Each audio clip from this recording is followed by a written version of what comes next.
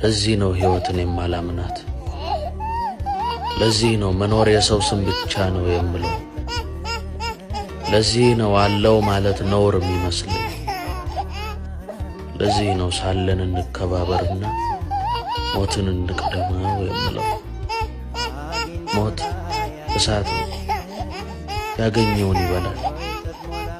ሞት ጨለማ ነው፣ ወደ አለመተያየት ያስገባል። ወዳጄ ሳይጨልምብን እንተያይ።